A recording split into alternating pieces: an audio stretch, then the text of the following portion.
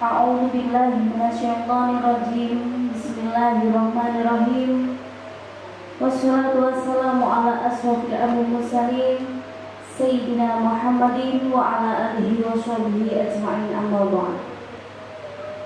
Yang terhormat Bapak Kepala Sekolah SD Negeri 1 Sidomukti, Bapak Muhammad Ibrahim SPD.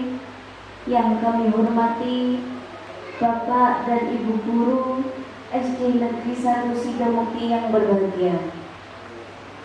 Puji syukur alhamdulillah, pada kesempatan siang hari ini kita dapat berkumpul dalam acara diseminasi penerapan budaya positif di SD Negeri 1 Sidomukti tanpa ada halangan suatu apapun.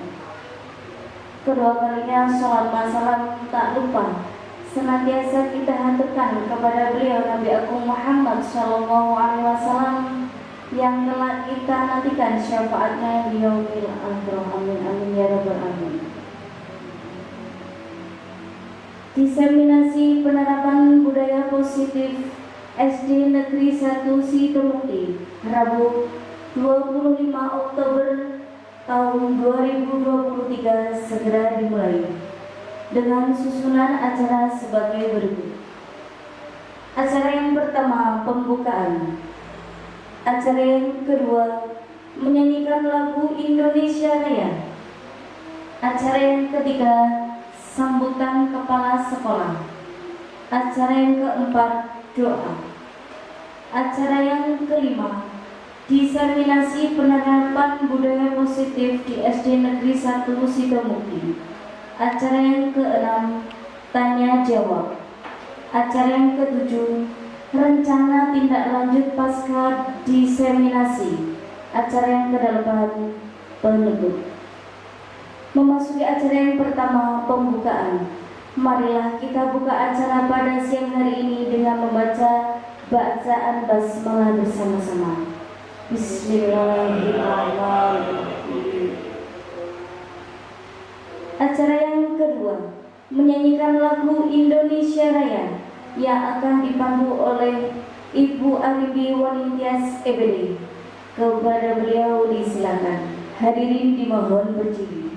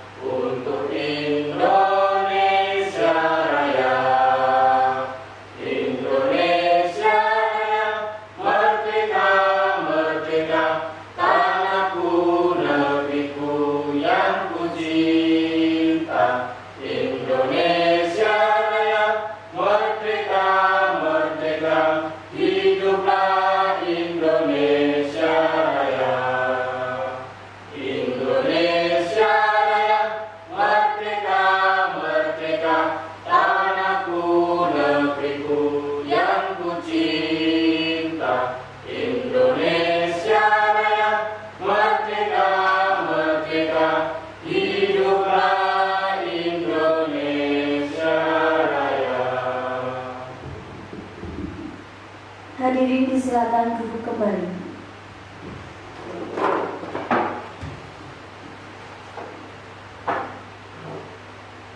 Acara yang ketiga, sambutan kepala sekolah yang akan disampaikan oleh Bapak Muhammad Ibrahim SPD. Kepada beliau disilakan.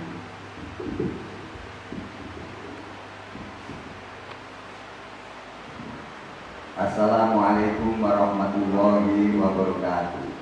Waalaikumsalam warahmatullahi wabarakatuh. Bismillahirrahmanirrahim. Alhamdulillahirabbil alamin. Wa bihi nasta'inu ala umuri wa ala alihi wa ashabihi wa tabi'in ajma'in. La haula wa la quwwata illa billahil aliyyil azim. Yang terhormat Bapak Fuad Nur Faridin SPD sebagai calon guru penggerak, yang terhormat rekan-rekan guru SD 1 Sidomukti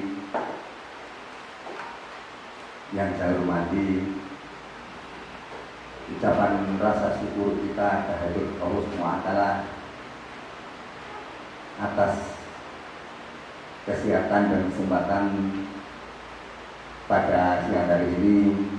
Kita masih diberi kekuatan untuk melaksanakan tugas sebagai pendidik yang dalam hal ini adalah acara diseminasi penerapan budaya positif yang dilaksanakan oleh calon guru penggerak Bapak Fuad Nur Faridin. Salam semoga tercurah kepada junjungan Nabi besar Muhammad SAW, kepada keluarganya, kepada sahabat-sahabatnya, dan semoga kita sebagai pengikutnya mendapat syafaatnya di hari dunia kelak. Bapak Ibu yang saya hormati, ucapan terima kasih kepada pertama Bapak Fuad Nur Faridin SPD yang telah menjadi contoh dari semua rekan-rekan guru di SD Sidomukti yang telah mengikuti program calon guru penggerak. Ucapan terima kasih juga kami sampaikan kepada semua rekan guru dari SD Sidomukti ini yang telah mendukung kegiatan yang diprakarsai oleh calon guru penggerak ini. Bapak Ibu yang terhormat, guru penggerak adalah yang bertujuan untuk meningkatkan kompetensi guru dan menjadikan guru sebagai pemimpin pembelajaran yang berpusat pada murid.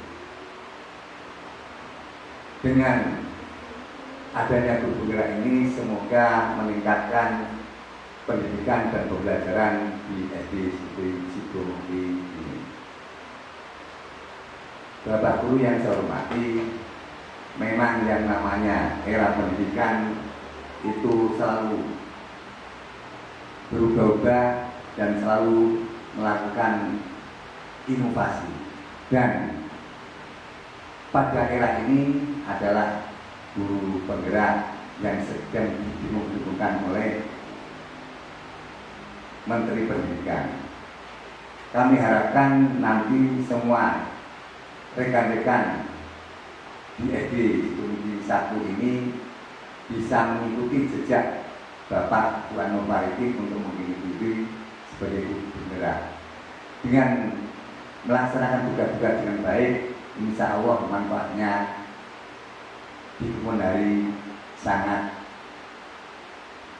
menguntungkan bagi kita, terutama bagi diri sendiri sebagai pendidik, juga bagi rekan-rekan sebagai tenaga pendidik di SD Sidomukti ini. Dengan harapan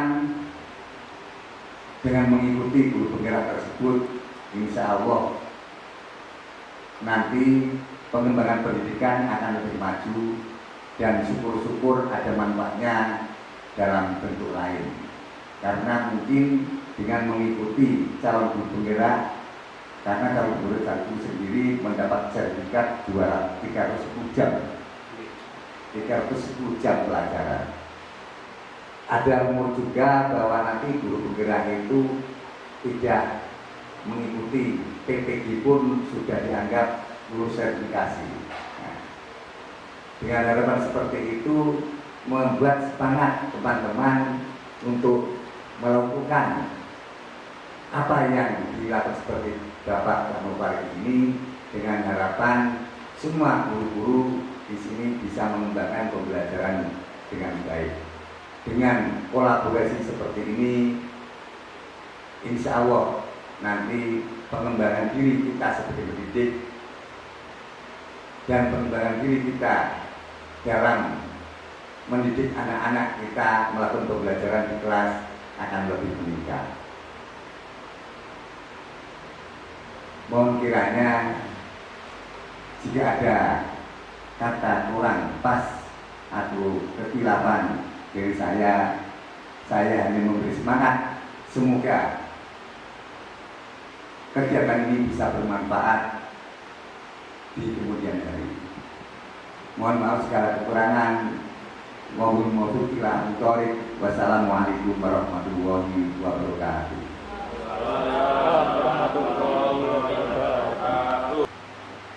Terima kasih kami sampaikan. Acara yang keempat doa yang akan dipimpin oleh Bapak Miftah Musyirat SPD. Kepada beliau disilakan.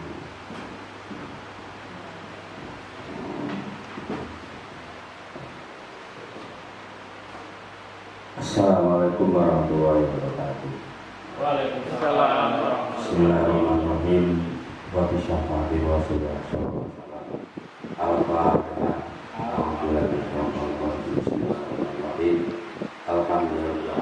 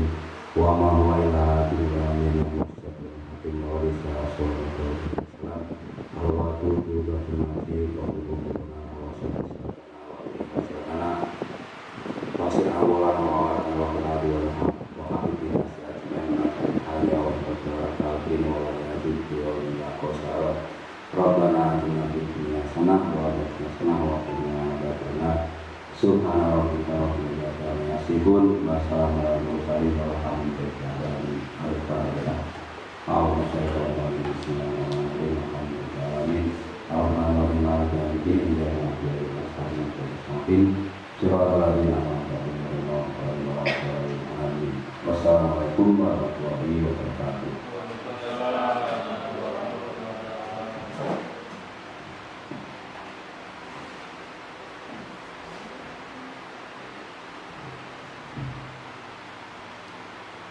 Dilanjutkan acara yang kelima, diseminasi penerapan budaya positif di SD Negeri 1 Sidomukti yang akan disampaikan oleh Bapak Fuad Nur Fardin SPD. Kepadanya disilakan.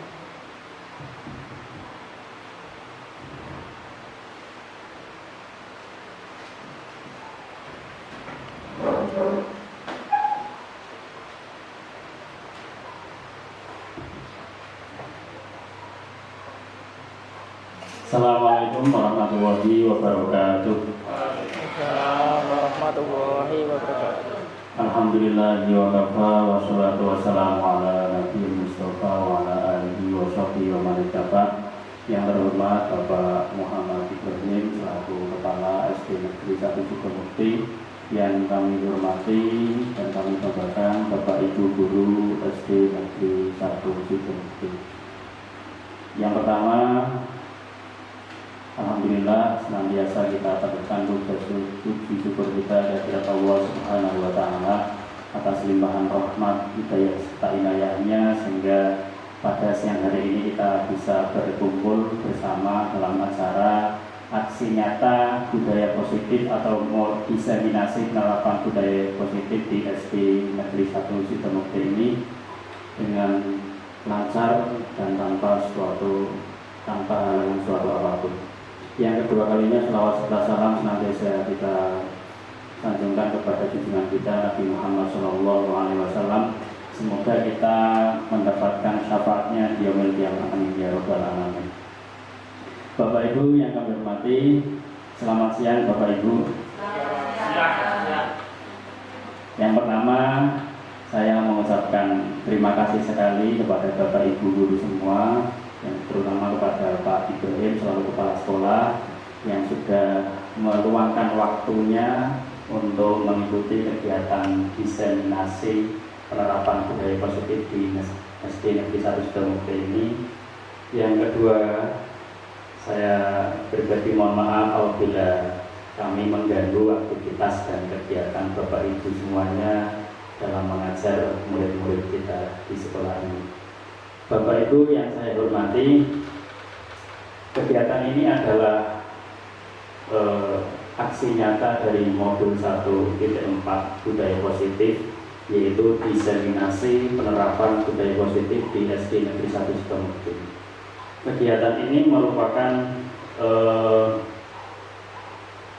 penyebar luasan terkait dengan budaya positif yang kami peroleh dari pendidikan guru penggerak angkatan 9 ini terkait dengan budaya positif di sekolah. Tujuan kegiatan ini adalah untuk menumbuhkan budaya positif di sekolah dengan meyakini nilai-nilai kebajikan universal serta menciptakan murid yang merdeka dan mempunyai disiplin kuat sesuai profil pelajar Pancasila. Mungkin dari judulnya saja budaya positif. Budaya positif itu apa sih? Yaitu perwujudan dari nilai-nilai atau keyakinan universal yang diterapkan di sekolah. Jadi nilai-nilai universal itu seperti profil pelajar Pancasila, ada beriman, bertakwa, berakhlak mulia, gotong royong, kolaborasi, kreatif, inovasi, menghormati orang lain, menghargai orang lain, disiplin, menjaga kesehatan, menjaga keselamatan, dan lain sebagainya. Itu diupayakan untuk bisa terwujud di sekolah kita, dilakukan dengan penuh kesadaran oleh siswa-siswi kita, sehingga menjadi sebuah budaya. Karena dilakukan menjadi sebuah budaya, mereka melakukan tidak dengan karena hukuman, dilakukan tidak karena takut atau karena ancaman, dilakukan tidak karena ingin mendapatkan hadiah, dilakukan karena tidak ingin mendapatkan penghargaan atau imbalan, tapi mereka melakukan nilai-nilai universal itu atas kesadaran dirinya untuk melakukan kebaikan. Harapannya adalah seperti itu. Selanjutnya, sebelum kita ke materi, ada dua pertanyaan. Yang pertama, pemberian hukuman dengan hal positif seperti membaca atau membersihkan halaman sekolah dapat meningkatkan disiplin anak. Kira-kira nomor satu ini jawabannya apa? Apakah dengan memberikan hukuman itu bisa meningkatkan disiplin anak? Monggo, mungkin Pak Mawan, kira-kira bisa tidak dengan memberikan hukuman meskipun itu positif, dengan membaca atau membersihkan halaman itu bisa meningkatkan disiplin anak? Bisa. Oke, kita simpan dulu. Jawabannya bisa. Mungkin ada yang lain yang mungkin jawabannya berbeda. Kalau Bu ini jawabannya belum tentu. Nah, mungkin ada lagi jawaban yang berbeda. Pak Mawan tadi menjawab bisa. Kalau Bu ini belum tentu. Atau yang lain? Jawabannya dua aja dulu ya, simpan dulu jawabannya. Jawabannya bisa dan belum tentu. Nanti jawabannya di belakang. Yang kedua, kalau tadi pemberian hukuman, kalau yang kedua pemberian penghargaan dapat meningkatkan motivasi belajar anak. Kira-kira bisa tidak dengan kita memberikan penghargaan bisa meningkatkan motivasi? Bisa. Kalau ini kayaknya sepakat bisa semua. Oke, yang kedua jawabannya bisa semua. Oke, apakah jawabannya seperti itu? Nanti jawabannya. Kita lanjut dulu. Sebagai pengantar bahwa Ki Hajar Dewantara itu mengungkapkan bahwa guru itu seperti seorang petani di sawah yang menanam tanaman. Petani bisa melakukan perbaikan kondisi tanah, bisa memelihara bibit tanaman, bisa memberikan pupuk dan air, bisa membasmi ulat-ulat atau jamur-jamur yang mengganggu dan lain sebagainya. Begitu juga dengan guru. Kalau petani itu kemudian melakukan hal-hal itu, guru juga dapat melakukan itu sebagai seorang petani. Sekolah itu diibaratkan seperti tanah, tempat di mana bercocok tanam, sehingga guru harus mengusahakan sekolah itu menjadi lingkungan yang menyenangkan, menjaga dan melindungi murid dari hal-hal yang tidak baik. Dengan demikian, karakter murid tumbuh dengan baik sesuai dengan profil pelajar Pancasila. Ada beberapa materi, ada 6. Yang pertama disiplin positif atau dan nilai-nilai kebajikan universal. Yang kedua teori motivasi, hukuman, penghargaan dan restitusi. Yang ketiga keyakinan kelas. Yang keempat kebutuhan dasar manusia. Yang kelima posisi kontrol dan yang keenam segitiga restitusi. Kita masuk pada materi yang pertama, yaitu disiplin positif dan nilai-nilai kebajikan universal. Ini ada sebuah ibarat, ada 2 orang A dan B. Kemudian A itu menulis suatu benda atau yang sangat berharga sekali. Kemudian dia meletakkan di tangannya dan menggenggam erat benda tersebut. Kemudian ada temannya B mencoba dengan sekuat tenaga dan cara untuk meminta agar kita memberikan benda tersebut dengan membujuk, mengancam, menghardik, merayu, menyuap, apa saja dia lakukan agar si A tadi mau memberikan benda yang dia genggam tadi. Kira-kira si A itu mau memberikan benda yang ada di genggamannya atau tidak? Jawabannya belum tentu. Bu ini menjawab belum tentu, ya. Jadi tadi kok belum tentu. Ya, tidak apa-apa, jawabannya belum tentu. Tergantung alasannya ya Bu ya. Jawabannya nanti Bu. Jawabannya disimpan dulu, belum tentu semua. Jadi ada beberapa paradigma teori kontrol. Yang pertama bahwa sebuah ilusi guru mengontrol murid. Jadi guru itu sebenarnya secara langsung tidak bisa mengontrol murid, karena muridlah yang bisa mengontrol dirinya sendiri. Jika kemudian murid itu melakukan apa yang kita minta, itu bukan berarti kita sedang mengontrol dia, tapi sebenarnya dia yang memberikan izin untuk dikontrol oleh kita. Tapi sepenuhnya murid itu mengontrol dirinya sendiri. Yang kedua bahwa kritik dan membuat orang merasa bersalah itu dapat menguatkan karakter, itu juga sebuah ilusi. Kemudian ilusi juga bahwa semua penguatan positif efektif dan bermanfaat. Yang keempat, ilusi bahwa orang dewasa memiliki hak untuk memaksa. Jadi intinya bahwa seorang murid itu mempunyai kontrol sepenuhnya terhadap dirinya sendiri. Orang dewasa tidak bisa memaksa, orang dewasa tidak bisa mengontrol dia, tidak bisa memberikan penguatan ataupun membuat dia merasa bersalah. Jadi sebenarnya kontrolnya itu hanya pada murid itu sendiri, dan sedangkan guru mencoba untuk memberikan pengaruh terhadap kontrol seorang murid. Selanjutnya makna disiplin. Disiplin itu artinya belajar, ya, disiplin positif. Disiplin itu artinya belajar. Namun dalam budaya kita makna kata disiplin itu telah berubah menjadi sesuatu yang dilakukan seseorang pada orang lain untuk mendapatkan kepatuhan. Kecenderungan umum adalah menghubungkan kata disiplin dengan ketidaknyamanan, bukan dengan apa yang kita hargai atau pencapaian suatu tujuan mulia. Kemudian nilai-nilai kebajikan universal itu adalah sifat-sifat positif manusia yang merupakan tujuan mulia yang ingin dicapai setiap individu. Nilai-nilai tersebut bersifat universal dan lintas bahasa, suku, bangsa, agama maupun latar belakang. Jadi nilai-nilai kebajikan itu suatu nilai-nilai yang tidak membatasi lingkupnya.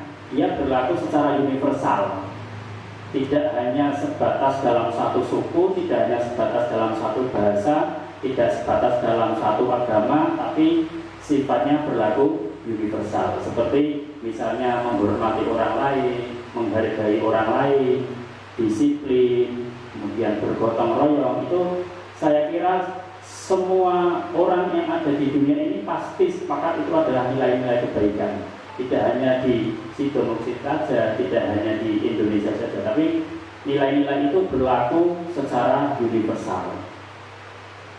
Nah, ini contoh dari nilai-nilai kebajikan. Itu kalau dalam dunia pendidikan sekarang dikenal dengan profil pelajar Pancasila. Sehingga ada kegiatan namanya P5, proyek penguatan profil pelajar Pancasila. Beriman, bertakwa kepada Tuhan Yang Maha Esa dan berakhlak mulia, mandiri, bernalar kritis, kreatif, bergotong royong, dan berkinikan global. Selain itu juga masih banyak sekali nilai-nilai kebajikan yang ada, seperti toleransi, kemudian rasa hormat, menghargai, menghormati, menjaga keselamatan, tanggung jawab, dan lain sebagainya. Itu nilai-nilai kebajikan universal yang harapannya nilai-nilai ini bisa menjadi budaya di SD Negeri 1 Sidomukti. Kemudian teori motivasi, hukuman dan penghargaan serta restitusi. Ini teori motivasi perilaku manusia. Jadi perilaku manusia itu secara umum dilakukan itu termotivasi dari 3 hal ini. Bisa termotivasi karena ketidaknyamanan atau karena takut hukuman. Yang kedua, dilakukan karena untuk mendapatkan imbalan dari orang lain. Atau yang ketiga, dilakukan untuk menghargai diri sendiri. Ini secara umum apa yang dilakukan seorang manusia itu motivasinya adalah di antara ketiga ini. Satu, karena mungkin dia takut nanti kalau saya tidak mengerjakan PR nanti dihukum Pak Guru. Atau yang kedua misalnya, saya tak mengerjakan PR, tak mengerjakan tugas dengan baik biar nanti dapat nilai 100, biar nanti dapat hadiah, biar nanti dapat uang dan lain sebagainya. Atau yang ketiga, karena untuk menghargai dirinya sendiri. Nah, motivasi nomor 1 dan 2 ini sifatnya adalah motivasi eksternal, motivasi yang dipengaruhi oleh orang lain atau berasal dari luar dirinya sendiri. Mendapatkan penghargaan atau menghindari hukuman itu motivasi yang berasal dari luar, dari dirinya sendiri. Tapi yang terbaik adalah motivasi yang ketiga, yaitu untuk menghargai diri sendiri atau motivasi internal.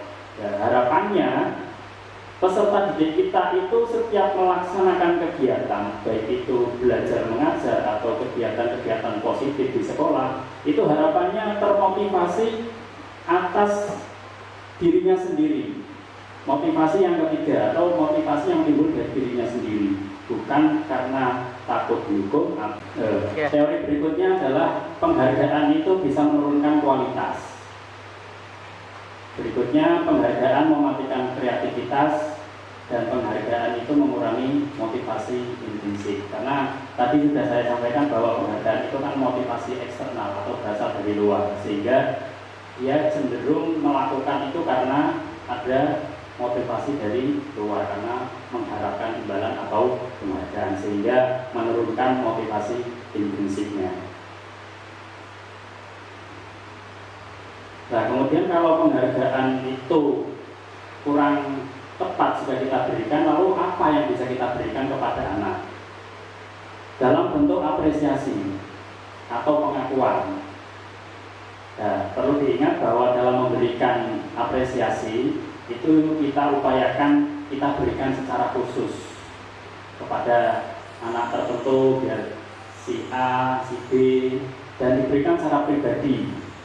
Dan kalau bisa diberikan kepada semua murid kita, meskipun tidak secara berbarengan, tapi mungkin secara bergiliran kita berikan apresiasi kepada si A, nanti B, besok lagi sama si C dan D. Jadi anak-anak di dalam kelas itu merasa dianggap dan diakui oleh gurunya. Nah, ini contoh pemberian apresiasi. Kemarin saya memperhatikan rasa empatimu besar sekali pada saat menolong murid baru di kelas kita. Atau bisa juga dengan menggunakan kata, saya menghargai kepedulianmu pada saat kamu membantu teman-temanmu di tugas kelompok. Itu salah satu bentuk apresiasi kita kepada murid ketika dia melakukan sebuah kebaikan. Ini ada dua istilah, hukuman dan konsekuensi. Ini coba kita bisa tidak membedakan antara hukuman dan konsekuensi. Kalau hukuman itu secara umum, kalau hukuman itu bersifat insidental. Tapi kalau konsekuensi itu biasanya sudah kita rencanakan dari awal. Jadi kalau konsekuensi itu biasanya seperti ini. Kalau kamu melakukan A, maka kamu harus B. Hukumannya adalah B. Jika kamu melanggar B, jika kamu melanggar C misalnya, kamu akan melakukan D. Itu sudah jelas, itu konsekuensi. Tapi kalau hukuman itu bersifat insidental, misalnya ada anak kita tiba-tiba ramai di kelas berkelahi, nah kita kemudian langsung seketika itu menghukum. Nah, biasanya hukuman itu tidak berhubungan dengan pelanggarannya, bersifat insidental dan tidak ada hubungan. Biasanya kita nyuruh dia bersihkan kamar mandi atau kita suruh dia lari mengelilingi halaman dan lain sebagainya. Tapi kalau konsekuensi itu sudah terencana dan antara pelanggaran dengan konsekuensinya itu biasanya berhubungan. Itu secara umum seperti itu. Nah, ini coba yuk kita cermati apakah itu hukuman atau konsekuensi. Yang pertama, mencatat 100 kali di dalam buku kalimat, saya tidak akan terlambat lagi karena terlambat ke sekolah. Ini kadang-kadang kita sering melakukan itu, karena terlambat kemudian kita minta suruh nulis kata itu atau kalimat itu 100 kali dalam buku. Ini kira-kira hukuman atau konsekuensi? Hukuman. Oke, simpan dulu, nanti jawabnya di belakang. Lari mengelilingi lapangan basket 2 kali karena terlambat hadir di sekolah, hukuman atau konsekuensi? Hukuman. Cerdas sendiri. Murid diminta untuk push up 15 kali karena tidak menggunakan masker ke sekolah. Hukuman atau konsekuensi? Hukuman, oke. Menggantikan kertas tugas teman yang telah dicoret-coret. Konsekuensi. Berarti tadi nomor 1 sampai 3 hukuman, nomor 4 mulai konsekuensi. Membersihkan tumpahan air di meja tulis karena tersenggol pada saat belajar. Konsekuensi. Lari mengelilingi lapangan basket 2 kali karena terlambat 10 menit untuk pelajaran PJOK. Hukuman atau konsekuensi? Hukuman. Berarti yang nomor 1, 2, 3 hukuman, 4, 5 konsekuensi, nomor terakhir hukuman lagi. Oke, coba kita lihat jawabannya. Cara nomor 1 betul, 2 hukuman, 3 hukuman, yang keempat konsekuensi, 5 konsekuensi, yang terakhir konsekuensi, bukan hukuman. Ya, kira-kira apa berbedanya? Tadi ada yang lari nomor 2. Yang kedua kan lari mengelilingi lapangan basket 2 kali karena terlambat hadir di sekolah, itu hukuman. Tapi untuk yang terakhir, lari mengelilingi lapangan basket 2 kali karena terlambat 10 menit untuk pelajaran PJOK. Sama-sama dihukum lari, disuruh lari, tapi kok yang atas hukuman, yang bawah konsekuensi. Kira-kira ada yang bisa menjawab tidak? Mungkin guru PJOK, ini temanya lari-lari. Karena diberi waktu 10 menit. Berarti kan itu ada putusan, maksudnya ada perintah atau larangan yang sudah ditetapkan oleh guru PJOK-nya. Kalau berarti kan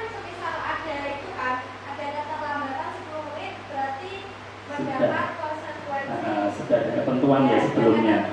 Iya. Kesepakatan antara guru dengan murid. Iya, tepat sekali jawabannya Bu. Jadi meskipun anak sama-sama diminta lari, tapi kalau yang atas itu hukuman, tapi kalau yang bawah adalah konsekuensi.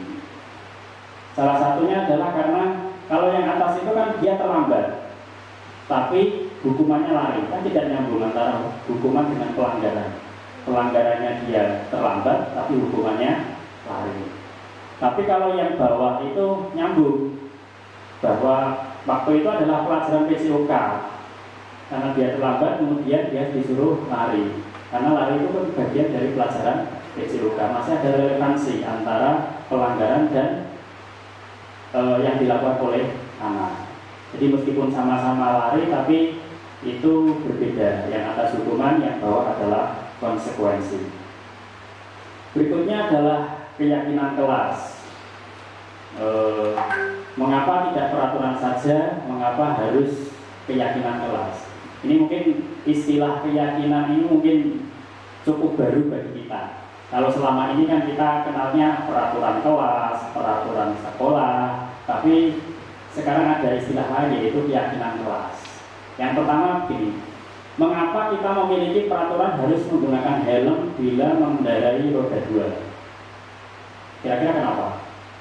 Itu peraturan. Peraturannya kita harus pakai helm ketika mengendarai kendaraan roda 2. Itu aturan. Alasannya apa? Monggo Pak Sirot. Untuk apa Pak? Kita pakai motor itu harus menggunakan helm. Keselamatan. Iya, keselamatan. Oke. Jawabannya nanti Pak, belakangnya Pak. Yang kedua, mengapa kita memiliki peraturan 3M? Ini zaman Covid ya, menggunakan masker, mencuci tangan, menjaga jarak. Itu aturan. Kira-kira alasannya apa? Menjaga kesehatan. Oke. Yang ketiga, mengapa kita memiliki peraturan harus datang tepat waktu pada saat mengikuti pelatihan? Itu kenapa harus ada aturan datang tepat waktu? Agar disiplin. Nah, disiplin atau tertib. Nah, jawabannya enggak ada. Nah, jadi yang nomor 1 itu alasannya adalah untuk keselamatan. Nah, keselamatan itu namanya keyakinan, Pak. Menjaga keselamatan itu namanya keyakinan.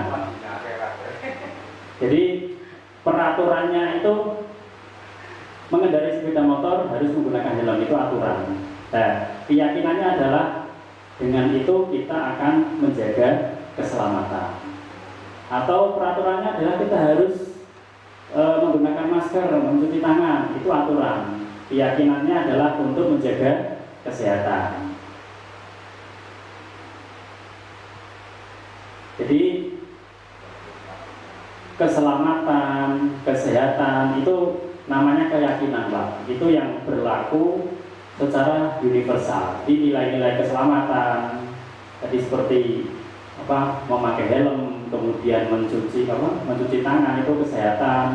Kemudian kedisiplinan atau ketertiban inilah yang kita sebut sebagai suatu keyakinan, yaitu nilai-nilai kebajikan universal yang disepakati secara tersirat dan tersurat, lepas dari latar belakang suku, negara, bahasa maupun agama. Jadi kalau peraturan itu cenderung lebih sempit, tergantung tempatnya. Karena peraturan itu kalau kita di sekolah ya ada aturannya sendiri, kalau di luar sekolah ada aturannya sendiri. Tapi kalau keyakinan itu sifatnya universal, lebih umum dibandingkan dengan peraturan. Jadi peraturan kelas itu sifatnya lebih sempit.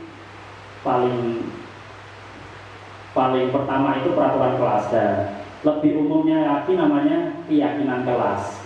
Kemudian membentuk lingkungan positif dan akhirnya bisa membentuk budaya positif.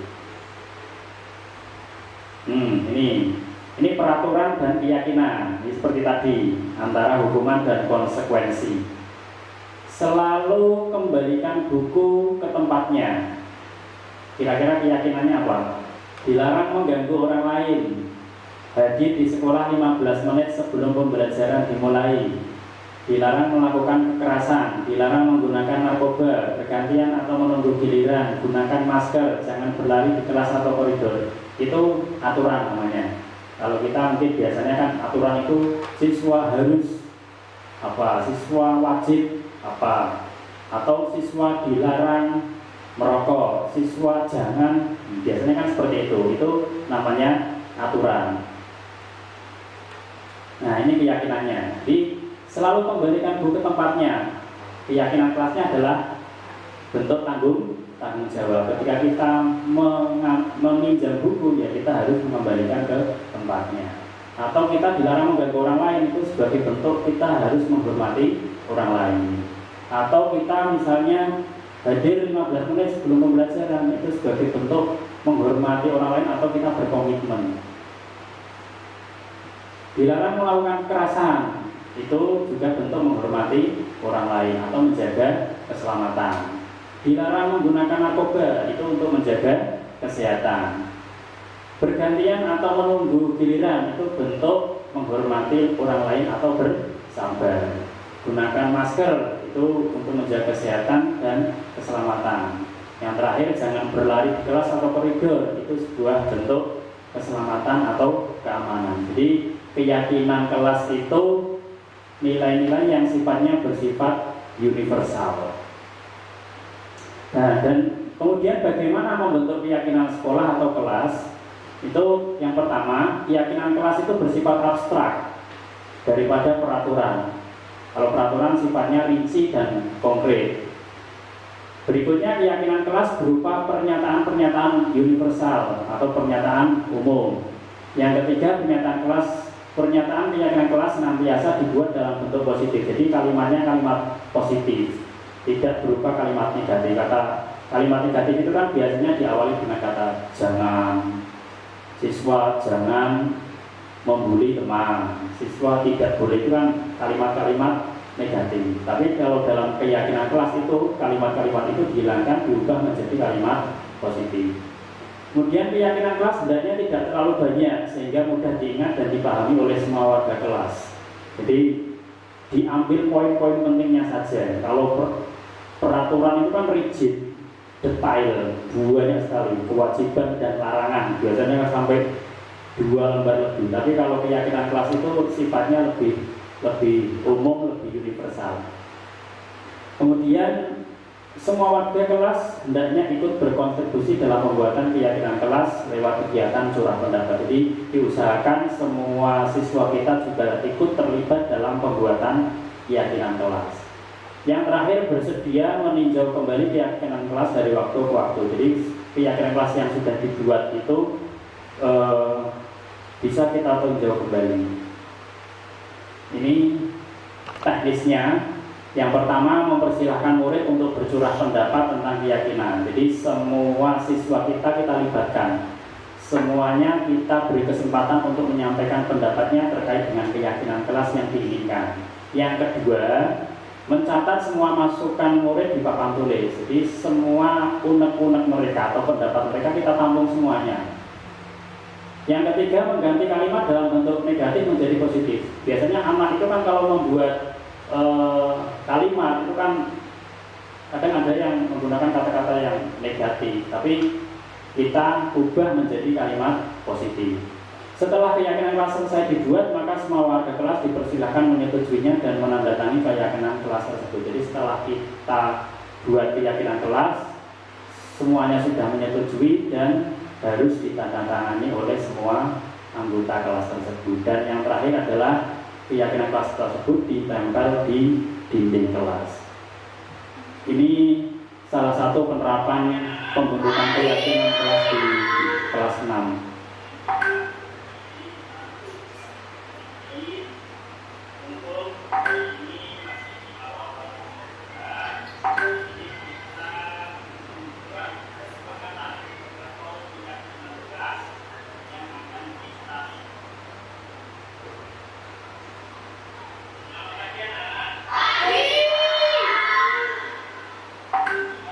Ini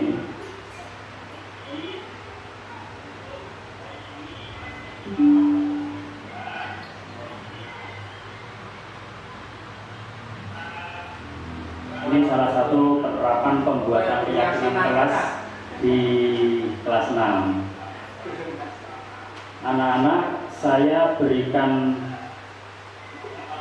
sticky note, kemudian saya minta mereka untuk menuliskannya dalam kertas tersebut.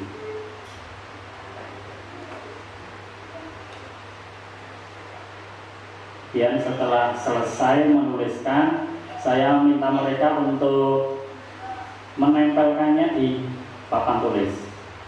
Jadi semua siswa menempelkan apa yang dia tulis terkait dengan kelas yang mereka inginkan.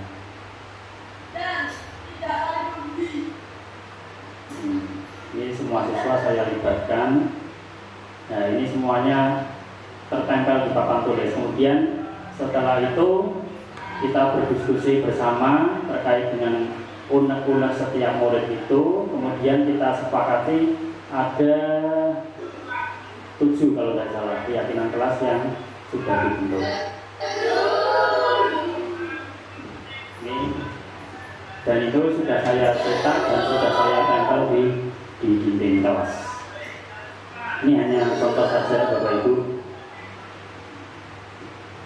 Itu terkait dengan pembuatan keyakinan kelas. Berikutnya adalah kebutuhan dasar manusia.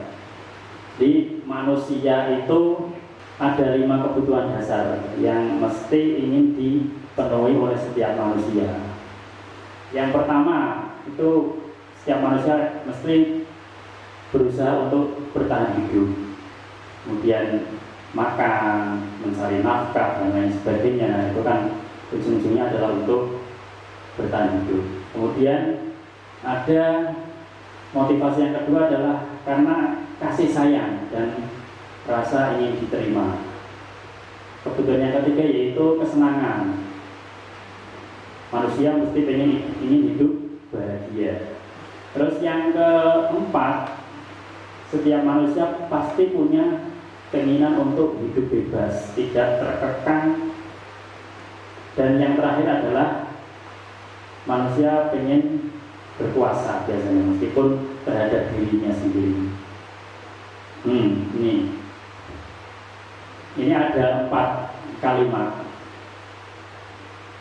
Aku senang main kejar-kejaran dengan ibu guru, seru. Ini misalnya kita ngajar, kemudian murid kita itu ada yang pelayan sana, pelayan sini. Ketika ditanya, kenapa kamu lari-lari?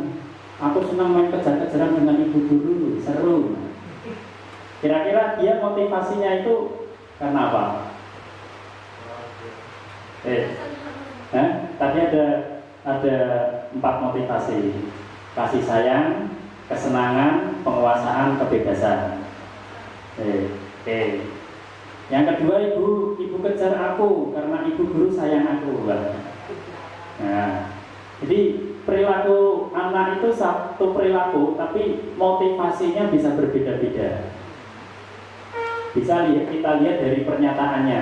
Yang ketiga, aku hebat kan, bisa bikin ibu guru kejar aku.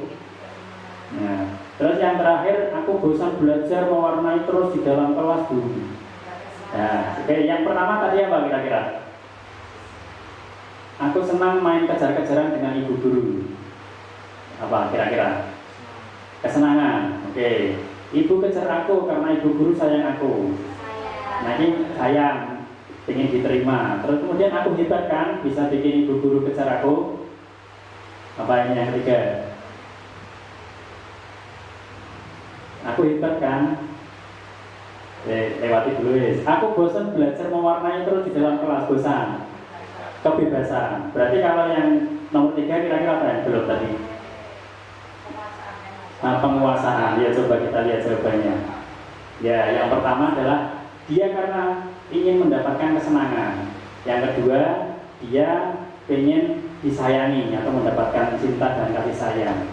Yang ketiga, dia motivasinya karena penguasaan, dan yang terakhir karena kebebasan. Jadi satu perilaku anak itu motivasinya bisa berbeda-beda meskipun perilakunya sama. Misalnya ada 2 anak berkejar-kejaran di kelas itu, meskipun perilakunya sama, tapi motivasinya setiap anak bisa berbeda-beda. Bisa karena pengen senang-senang, bisa karena minta perhatian atau kasih sayang, bisa juga karena ingin penguasaan, dan yang terakhir karena pengen kebebasan. Mungkin karena dia bosan di kelas terus, mungkin dia lari-lari pengen kebebasan. Dan yang nomor 5 adalah posisi kontrol. Nah, sebagai guru, ketika ada murid kita yang melakukan kesalahan, itu kita bisa, bukan bisa ya, biasanya kita mengambil posisi itu yang pertama penghukum, pembuat rasa bersalah, teman, pemantau, manajer. Jadi posisi yang paling, mungkin posisi paling rendah itu penghukum, dan posisi yang paling baik adalah manajer. Dan bagaimana perbedaannya? Jadi kalau penghukum itu biasanya guru marah, menghadik, terus emosi dan lain sebagainya. Itu biasanya kalau seperti itu biasanya dia mengambil posisi penghukum. Tapi kalau dia kemudian, saya kecewa sama kamu, apa kamu tidak kasihan dengan orang tuamu? Nah, kalau nadanya seperti itu berarti membuat orang merasa bersalah. Tapi kemudian ada juga kita sebagai teman, itu kita lebih friendly terhadap anak, atau juga bisa menjadi sebagai pemantau. Pemantau itu kita hanya mengingatkan kembali, kamu melakukan kesalahan A, seharusnya kamu harus apa. Tuh. Kemudian yang terakhir itu manajer. Manajer itu berdialog dengan anak, berharap agar anak menyadari kesalahannya, kemudian dia mencari solusi untuk tidak melakukannya lagi. Jadi yang kurang pas itu adalah penghukum dan membuat orang bersalah. Yang paling baik adalah sebagai seorang manajer. Tapi kalau mungkin sulit untuk dilakukan, ya paling tidak kita sebagai teman atau pemantau bagi anak. Tapi yang paling baik adalah kita memposisikan diri sebagai seorang manajer. Untuk lebih jelasnya ini ada video terkait dengan posisi kontrol. Bahkan Ini ceritanya anak terlambat.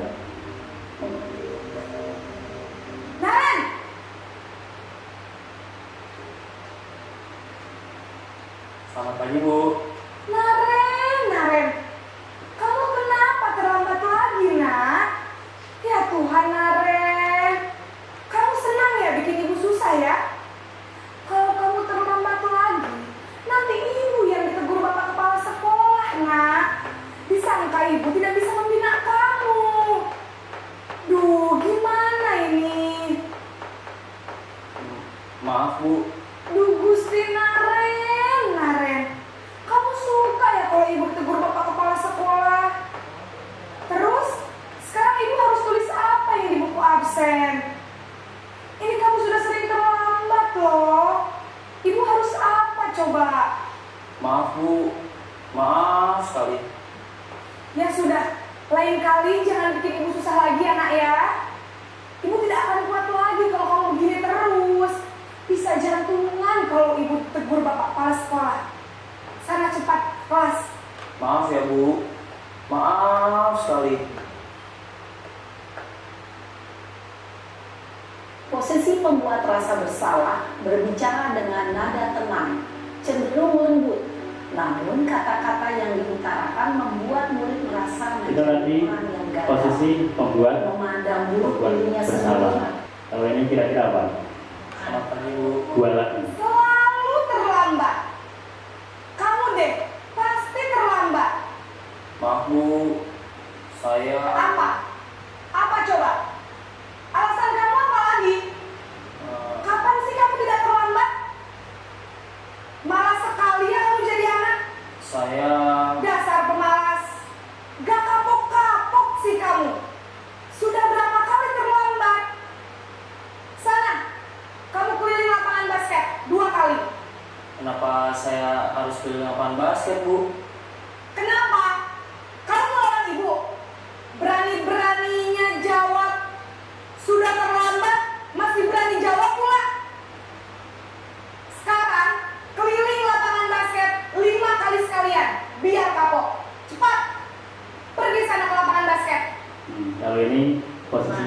menghukum. Kalau Posisi tadi penghukum biasanya membuat berbicara merasa dengan bersalah. nada tinggi.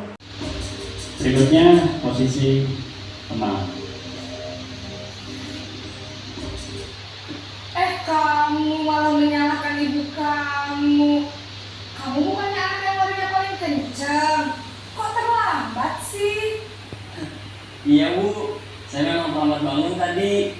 Jadi biarpun saya lari kencang, tetap nggak kekejar Bu. Ya sudah sana. Nanti lain kali larinya lebih kencang lagi ya. Biar gak terlambat lagi. Bikin senang ibu. Demi ibu. Bisa kan? Bisa lah Bu. Ya sudah sana masuk kelas. Ibu beresin urusan absen kamu.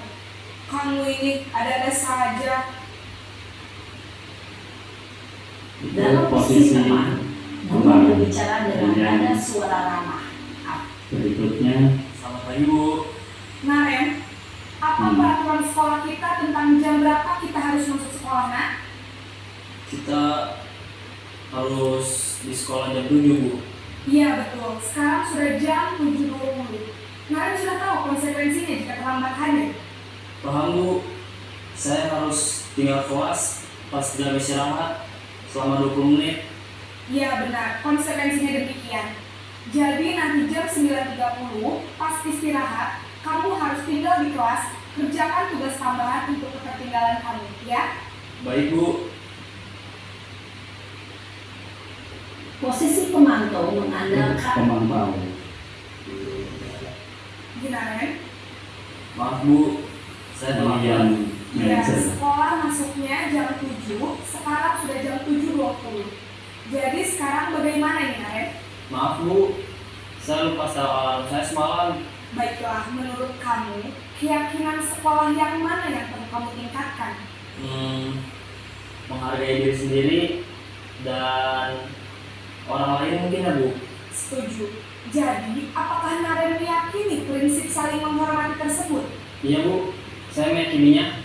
Apakah Naren bersedia memperbaiki masalah keterlambatan ini? Bersedia Bu. Bagaimana kamu akan memperbaiki masalah keterlambatan ini? Saya akan coba untuk tidak lupa menyetel alarm saya Bu. Baik, kalau Naren lupa menyetel alarm di rumah, ada orang yang kira-kira bisa bantu mengingatkan tidak? Ada Bu, kakak saya, Kak Emma.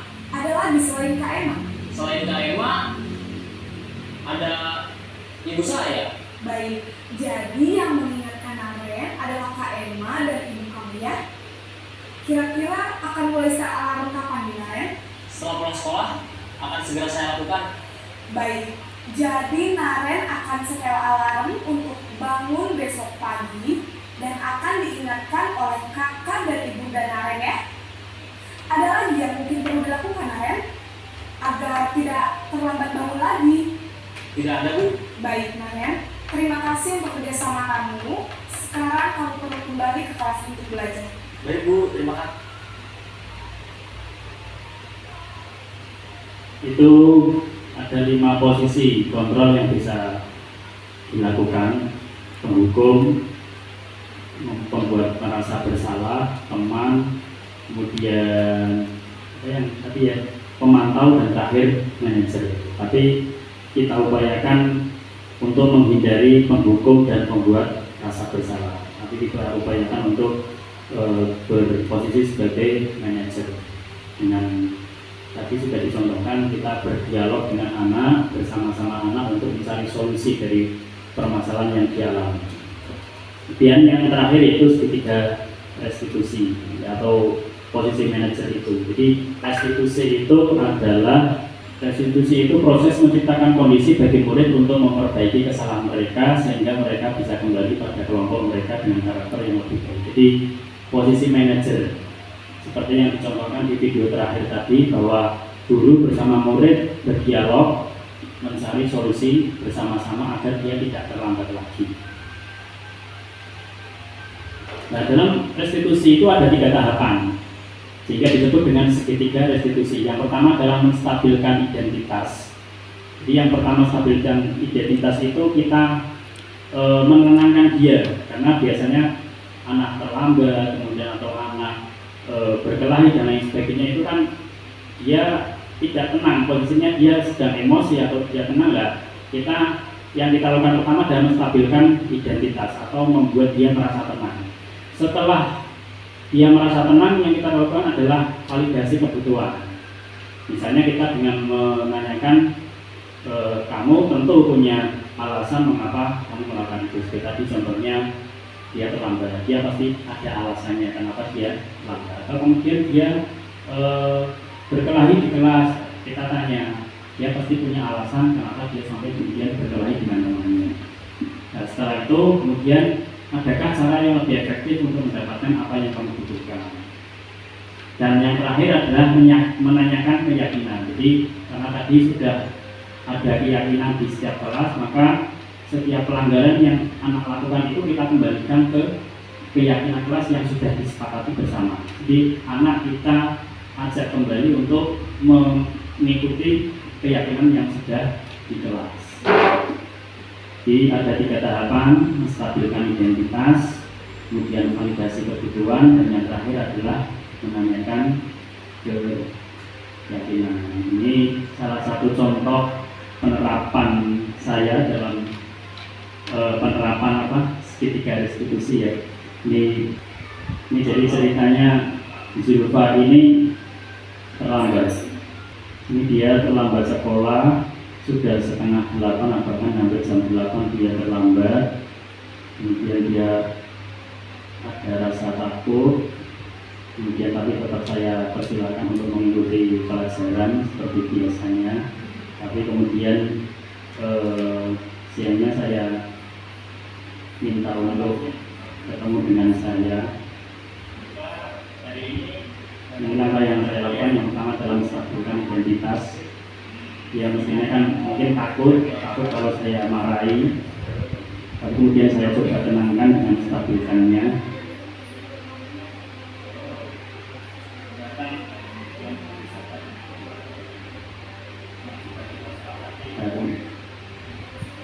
Kemudian memvalidasi tindakan yang salah. Jadi ketika saya tanya kenapa kamu terlambat, itu ya alasannya adalah malam begadang Pak, main HP, main TikTok, dan main game sampai malam jam 12. Kemudian saya tanyakan dan dia berjanji untuk tidak mengulangnya. Ini salah satu penerapan segitiga restitusi di kelas 6.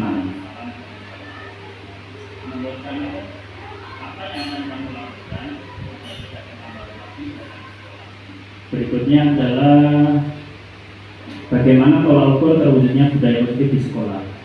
Siswa dapat melaksanakan keyakinan kelas yang telah disepakati bersama dengan kesadaran diri dan penuh tanggung jawab. Jadi keyakinan yang sudah ada di setiap kelas itu dilaksanakan dengan penuh kesadaran oleh semua peserta didik, sehingga terwujud kebiasaan-kebiasaan yang baik dalam diri siswa sehingga tercermin karakter profil Pancasila. Ya, kiranya itu yang dapat saya sampaikan. Waktu kami kembalikan kepada pembawa acara. Terima kasih. Assalamualaikum warahmatullahi wabarakatuh.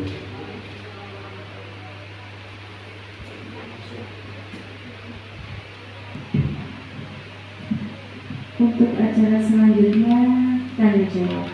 Silakan Bapak Ibu yang akan menanyakan bisa langsung sama Pak Fuad.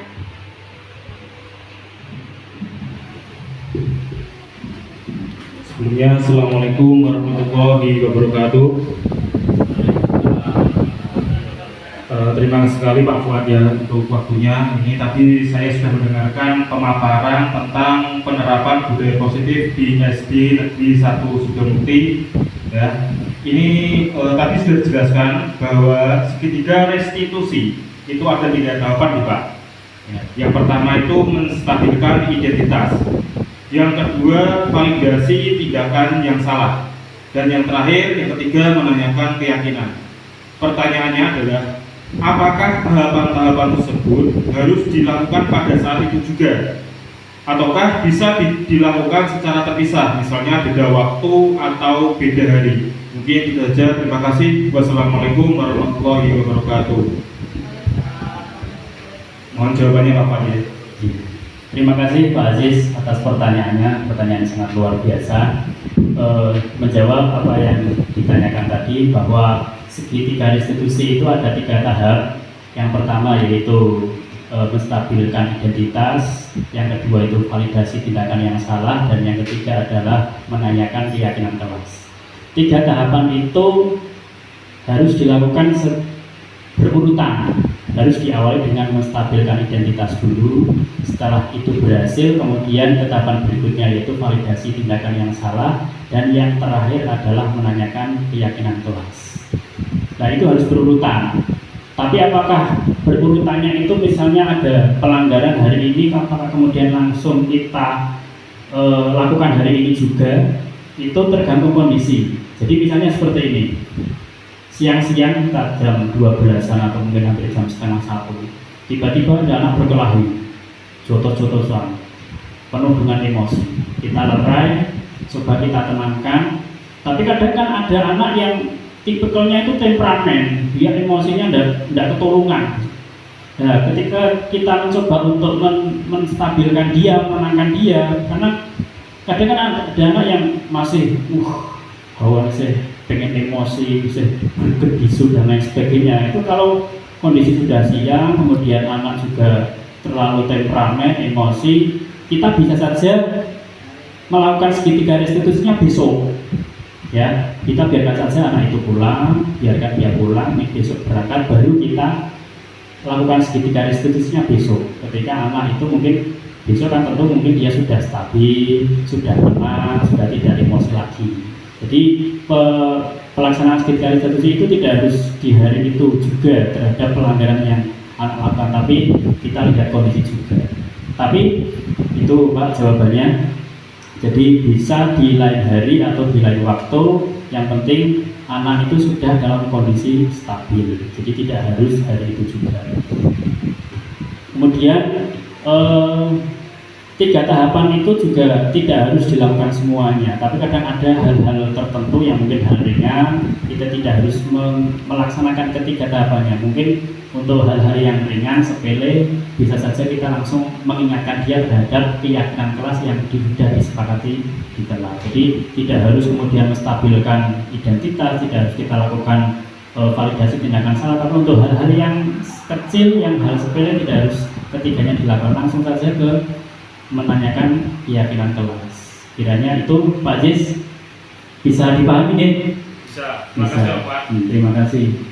Monggo Bapak Ibu yang lain barangkali ada yang mau ditanyakan. Pak Sirot, Pak Mawan, cukup ya? Cukup. Terima kasih. Waktu kami kembalikan lagi kepada pembawa acara.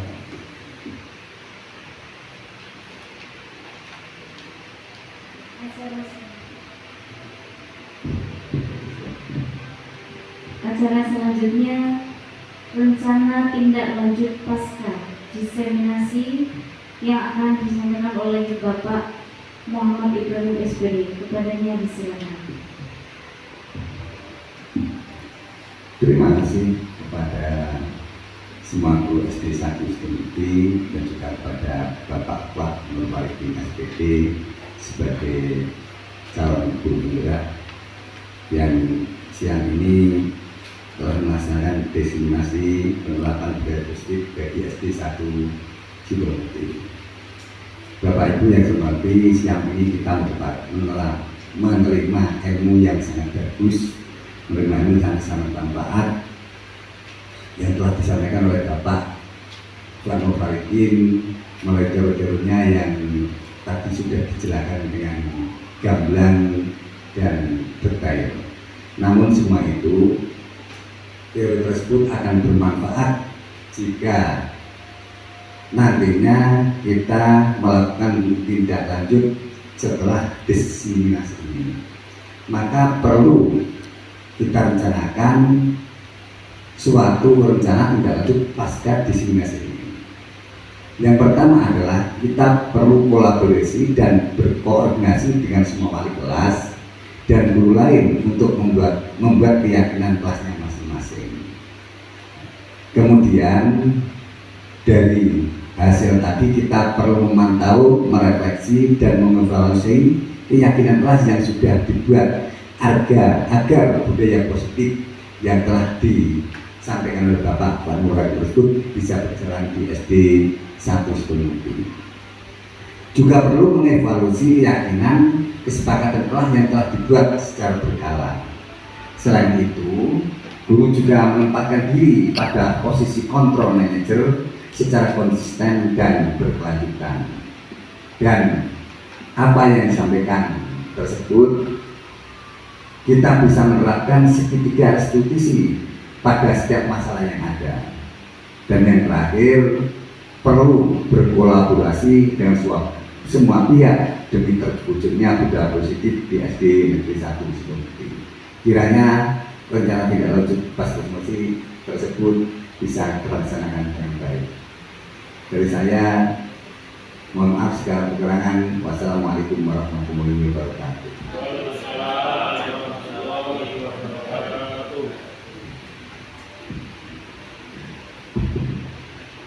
Alhamdulillahirrahmanirrahim. Acara pada siang hari ini terlaksana tanpa adanya suatu apapun. Saya selaku pembawa acara mengucapkan terima kasih kepada Bapak Ibu Guru telah menghadiri acara ini. Semoga dapat memanfaatkan apa yang telah kita dapatkan pada kesempatan siang hari ini. Kami sebagai pengacara mohon maaf atas segala kekurangannya. Wassalamualaikum warahmatullahi wabarakatuh.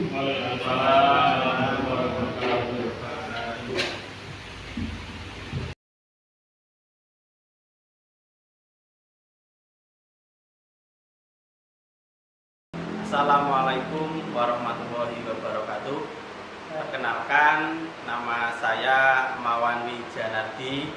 Saya guru di SD Negeri 1 Sidomukti yang mengajar kelas 2. Yang pertama, saya ucapkan banyak terima kasih kepada Pak Fuad Nur Farikin SPD yang mana telah memaparkan desiminasi budaya positif. Tentunya Pak Fuad Nur Farikin tadi sudah mempraktekkan di SD Negeri Sidomukti 1. Nah, yang nantinya akan kita semua laksanakan dan semoga SD Negeri 1 Sidomukti menjadi lebih maju, siswanya berkarakter profil pelajar Pancasila. Terima kasih. Assalamualaikum warahmatullahi wabarakatuh. Assalamualaikum warahmatullahi wabarakatuh. Nama saya Eti Ekorini selaku pengampu di kelas 1 SDN 1 Sidomukti.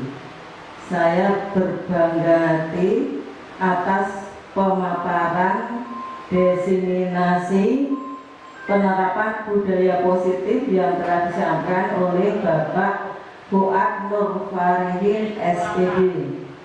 Semoga saja yang disampaikan tadi dapat kita teruskan atau kita laksanakan di kelas masing-masing untuk kemajuan bersama SD 1 Sidomukti yang kemudian nantinya akan berdampak positif kepada anak-anak.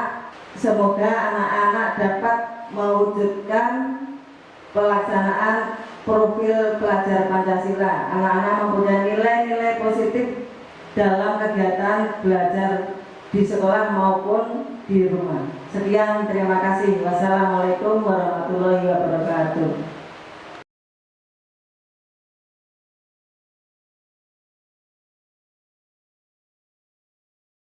Selamat pagi anak-anak. Pagi. Alhamdulillah pada hari ini kita masih bisa bertemu lagi. Hari ini kita membuat kesepakatan atau keyakinan kelas yang akan kita ikuti bersama selama setahun ini. Nah, di awal pertemuan ini kita tulis dulu suasana atau keadaan kelas yang kalian inginkan. Seperti apa keadaan atau suasana kelas yang kalian impikan itu seperti apa? Silahkan impian kalian ditulis dalam kertas ini. Kertas ini nanti bagian ditempelkan di depan. Ya. Siap?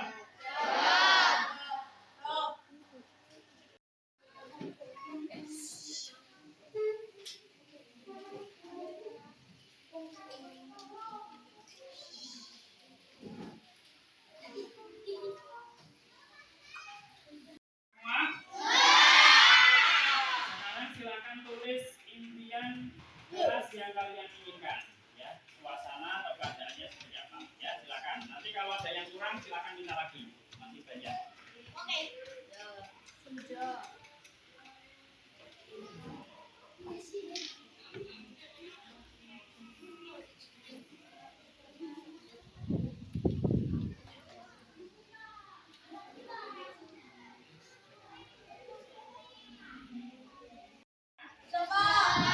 Sampai coba maju, dibaca kemudian ditempelkan di papan tulis.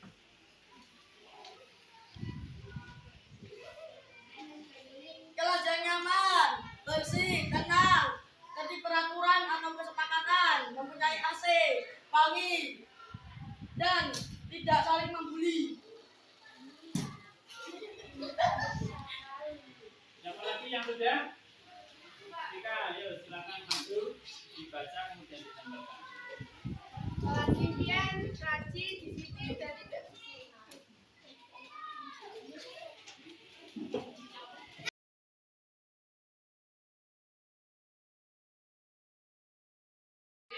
Setelah tadi kalian sudah menuliskan suasana keadaan kelas yang kalian inginkan, setelah kita diskusikan dan kita bahas bersama-sama, kita simpulkan keyakinan kelas 6. Yang pertama, masuk kelas tepat waktu. Setuju? Yang kedua, menghargai guru dan teman. Yang ketiga, berpakaian rapi sesuai aturan sekolah. Yang keempat, menjaga kebersihan kelas dan sekolah. Yang kelima, tertib saat proses belajar mengajar. Yang keenam, berbicara baik dan sopan. Dan yang terakhir, mengerjakan tugas dengan sungguh-sungguh. Nah, karena ini sudah kita bahas dan kita sepakati bersama, maka mulai besok kita harus mematuhi dan memindahkan keyakinan kelas yang sudah kita buat dan kita sepakati. Siap?